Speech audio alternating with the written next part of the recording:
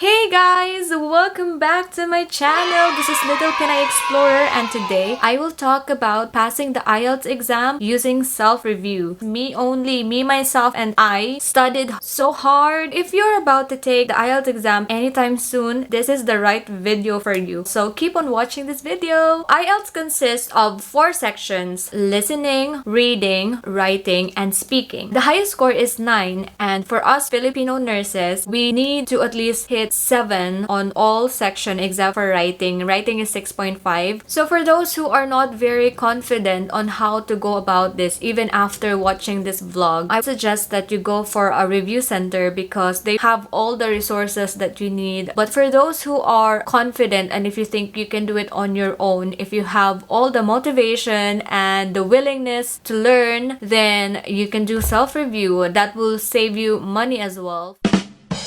You think that it's the most difficult one, but actually you will realize that it is the easiest. You just need to keep on practicing. I printed out the sample questionnaires. I downloaded the recordings. There would be different kinds of questioning type: fill in the blanks, matching type, multiple choice, and I'll give you the techniques that I did as well. So this is the easy fill in the blank questions. You just have to listen attentively and write the answers on the blank fields while listening to the audio clip. So usually the first part of the listening is just a simple, easy type, and as you move forward, it gets more difficult. Another example is this one. It's a type of fill in the blank questions, but it sometimes confused me, so I used this method where I say blank in every blank space while reading the phrase or the line. It actually works. It works for me. Make it a habit to read and follow the instructions carefully before answering, because even though you put the right answers, but if you put more words than what it wants, then it will not be correct. So before the start of the listening proper, you'll be given 20 seconds to look at the questions first. And if you see this, make sure to be familiar with the directions north, south, east, and west. The recording goes like, there's a lake in the northwest of the park with the bird hide to the west of it at the end of the path. So that gives you the answer A for number 17. The method that I used here is to keep writing on the map while listening and following the directions based on the recording. This one is for me the most difficult part of the listening question because it needs multitasking. You have to listen attentively and understand the questions and the answers at the same time. The questions are actually just easy, but the audio clip will not be waiting for you to finish analyzing before moving on to the next question. The method I use is just to focus on the questions and not really looking at the choices first, and keep on writing the answers at the side while listening to the audio clip. Then later on, I'd compare the choices with my written answer and I will be able to find the correct answer. Now take note that you can mess around on the questionnaire. You can write anything, so keep on writing. You will have a separate sheet for your final answers, and you will be given 10 minutes time to check everything and to transfer all your answers to the answer sheet. My advice for you is just to keep on practicing. In about 1 to 2 weeks time, you'll be able to hit a score of 35 and up. Then you can move on to the next part. Whenever you try to do it, avoid any distractions. Do it in a silent room. Follow the recording. Don't cheat. Anyway, the recording will guide you. It will tell you you have 20 seconds to look at the questions, and it will actually count 20 seconds. It will say on the recording about the 10 minutes, but that is after all of the recordings being played, and I think there would be 3 or 4. Unlike the listening part, it will not give you 10 minutes extra time.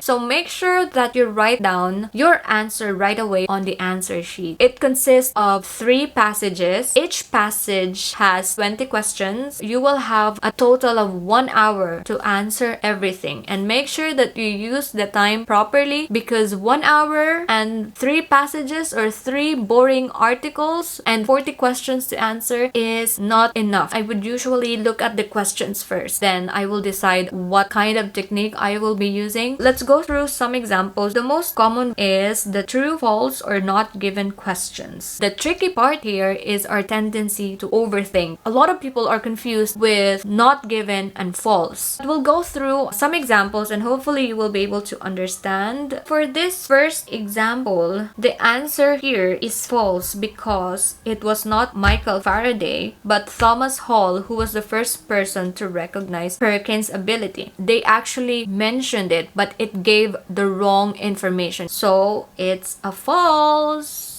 Notice that they are using synonyms. They use perceived in the passage, but on the question they use recognize. So it's also important to look at words that you don't know, and you have to make sure that you actually know the meaning of these words. So for question number 2, it's saying Michael Faraday suggested Perkins should enroll in the Royal College of Chemistry. The answer here is not given because no one told Perkins to enroll in the Royal College of Chemistry. But just notice that Michael Faraday and Royal College of Chemistry was mentioned on that sentence. So that's the time that you will be confused if it's false or not given. But it is basically not given because nobody suggested. Make it simple, make it straightforward. If it's not given, not given. Another example is choosing the correct heading. Read every paragraph by heart and use all your brain cells to analyze what is it really talking about. One thing that helped me as well with the reading is whenever I read articles from formal writers, I would sometimes find words that I don't know the meaning. I would take note of it and check online what's the meaning of that word. Like for example, there's this word ramification that was used in the passage, and I actually don't know what's the meaning of ramification at the time. This basically means it's the result of an action, and on the question they use the result of an action instead of the word ramification. If you don't know what ramification is, then you might get the wrong answer. Keep on practicing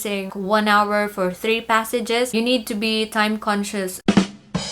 A lot of us would fail on the writing test because it's so difficult. There are 2 parts. First part is the 150 word essay for you to describe a graph, illustration, table, statistics, and all those. And the second part is the 250 word essay asking about your opinion on a certain global topic. You just need to make sure that you deliver your essay on a more structured kind of writing. You have to stick with the number of words. So if it's 150, it should be 150 and above. I would usually do my part 2 first because that's the one with the higher impact. One thing that helped me with the writing is by reading articles from professional writers online. So I was using a lot of websites. The website that I use very often is globalissues.org. Whenever I read these articles, I would write down sentences or phrases that sound so nice. If you know what I mean, it's like a well-structured English phrase. For example, from the article, I saw this: the lack of drinking water created severe problems for local residents. I would translate it to my own words. My version for this is having not enough water to drink has caused very big problems for the people. They just have the same meaning, but the other version from the articles is well-structured. So I collected as many phrases as I could. I would sometimes try to memorize these phrases. Like I would cover the formal side and read my own version, and I would like try to translate it to how the professional writes it. And another thing, look for synonyms online for basic words like good, bad, big, small, and so on. My advice, don't try to impress the writer with your highfalutin words or flowery words, because if you're not very consistent with it, they will know that you're just faking it. Those formal articles really helped me a lot, and if it worked for me, it could work for you, and I suggest that you give it a try.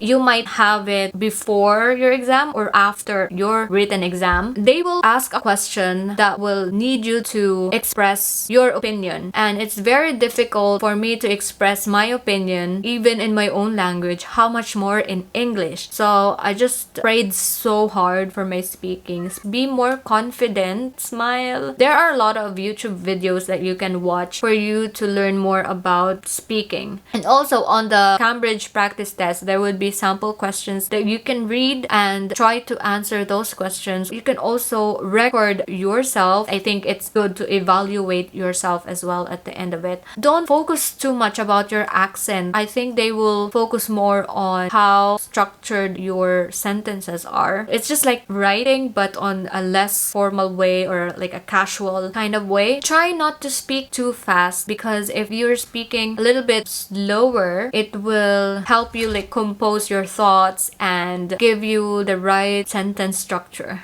That's it. I hope you have learned a lot from this video. If not a lot, then probably some. And I hope you subscribe to my channel down below. And I have a blog as well if you really want to focus and if you're very serious about this. If you think my techniques are good, you can read my blog. The link is down below.